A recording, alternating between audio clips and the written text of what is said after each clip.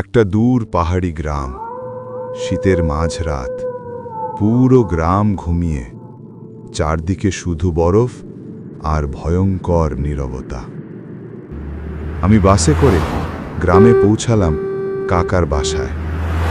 আশেপাশে কোনো মানুষজন কেউ নেই, একটা কুকুর পর্যন্তও নেই রাস্তায়।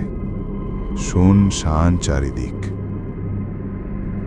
রাস্তার ধারে হাঁটতে হাঁটতে দেখি একটা পুরনো কাঠের বাড়ি, আর বাড়িটির সামনে দাঁড়িয়ে আছে একটা ছোট মেয়ে।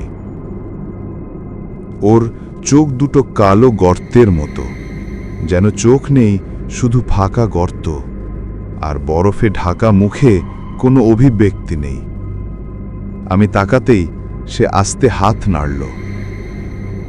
দাদা, বরফ পড়ছে, সবাই ঘুমিয়ে গেছে, শুধু আমিই জেগে আছি। মনে অদ্ভুত লাগল। আমি কিছু জিজ্ঞেস করার আগেই ও আস্তে আস্তে বলল, আজ বরফ পড়ছে না, আজ ওরা নামছে। আমি একটু ভয় পেলাম। পিছনে তাকিয়ে দেখি রাস্তা ফাঁকা, বাতাস থেমে গেছে। ঠিক তখনই অনেক ওপর থেকে ভারী কিছু পড়ার শব্দ। থাপ, মাটিতে পড়ল কিছু একটা। আমি নিচে তাকাতেই দেখি বরফ না, মানুষের মতো একটা হাত, অনেক বড়। মেয়েটা ফিসফিস করে বলল, ওরা জেগে উঠেছে, দৌড়াও দাদা, দৌড়াও। আমি প্রাণপণ দৌড়াতে লাগলাম, কিন্তু শেষবার সাহস করে একবার পিছনে তাকাতেই থেমে গেলাম।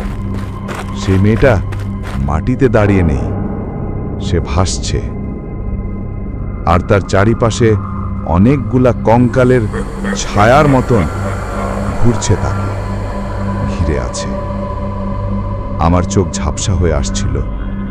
অচেতন হবার আগ পর্যন্ত শুধু একটাই শব্দ শুনলাম, পরের শীতে তুমিও জেগে উঠবে।